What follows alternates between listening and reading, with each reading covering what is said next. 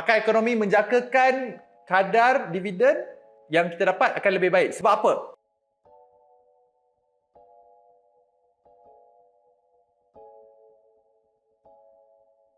Assalamualaikum dan selamat datang ke YouTube channel Dr. Adam Zubir, Doktor Kewangan anda.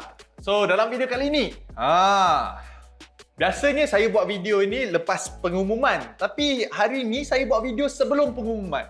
So, disclaimer siap-siap, saya bukan pakar ekonomi. Saya memang selalu baca data-data yang dikeluarkan oleh pakar-pakar ekonomi yang lain.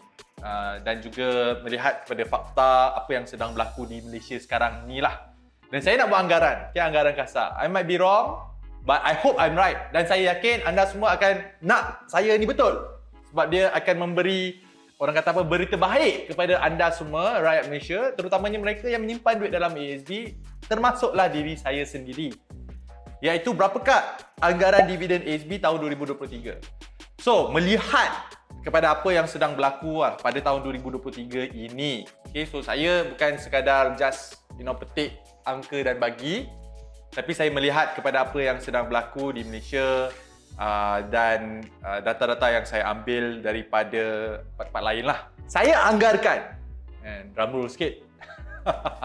Saya anggarkan ASB tahun 2023 insya-Allah adalah sebanyak. Sebelum itu kita lihat dulu berapakah ASB, dividen ASB tahun 2022 kan. Sebab nak menjadi kayu pengukur lah. Kalau saya kongsikan kepada anda, bagi tahun kewangan 2022, kadar dividen ASB adalah sebanyak 3.35 sen dan bonus sebanyak 1.25 sen. So berjumlah 4.6 sen seunit. Dan ada tambahan bonus sebanyak 0.5 sen lah untuk 30,000 unit pertama yang dipegang oleh setiap pemegang unit. So, saya tolak benda itu tepi, saya ambil. So, basically, dividen yang anda dapat 4.6. So, berapakah kadar dividen ASB untuk tahun 2023?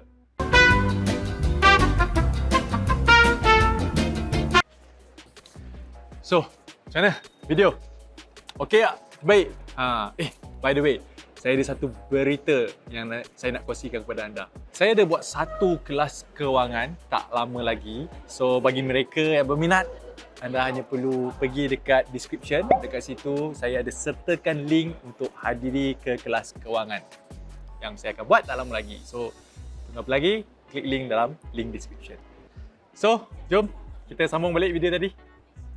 Pendapat peribadi saya sendiri, saya jangkakan dividen ASB 2023 bagi tahun kewangan 2023 adalah sekitar 5.0%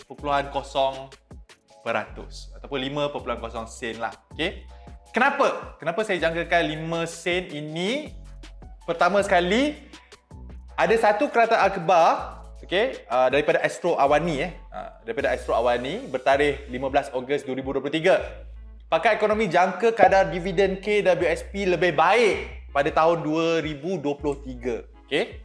So, kalau kita lihat saya lihat basically pelaburan-pelaburan berisiko rendah ini seperti KWSP, ASB, tabung haji, dividen yang diumumkan hampir lebih kurang sama.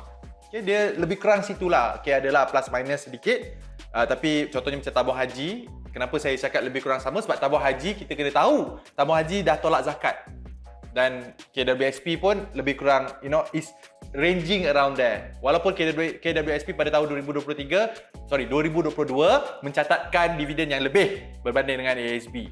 Tapi general consensus kalau kita lihat dalam negara Malaysia sendiri, pakar ekonomi menjangkakan kadar dividen yang kita dapat akan lebih baik. Sebab apa? Bagi tahun 2023 ini keadaan pasaran terus positif atau bertambah baik. Sebab itu saya jangkakan lah. Sebab tahun lepas 4.6%, tahun ni about 5%. Okay? Sekitar 5%. 5.0% lah.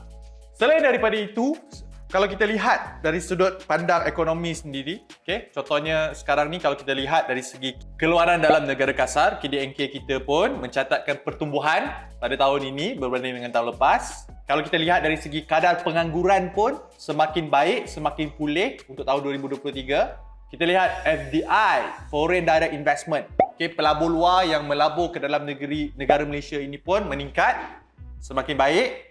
Kita lihat dari sudut inflasi. Okay, kenaikan harga barang pun terkawal dan inflasi pun semakin baik. Okay, berbanding dengan sebelum-sebelum ini. And the only thing satu je benda yang kurang memberansangkan dari segi ringgit Malaysia lah. Kan? So ringgit Malaysia jatuh.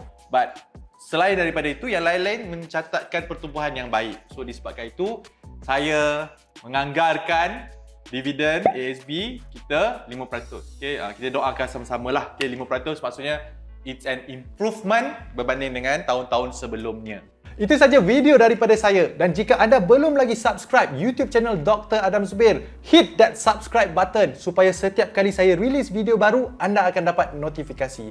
Dan jika anda nak belajar lagi tips-tips kewangan yang lain seperti pelaburan ASB, kredit kad, kereta, rumah, emas, saham dan macam-macam lagi, hanya pergi kepada YouTube channel saya Dr. Adam Zubir, klik pada butang playlist. Dekat situ tim saya dah susun baik-baik topik-topik yang anda boleh binge watch. Itu saja daripada saya akan jumpa anda nanti.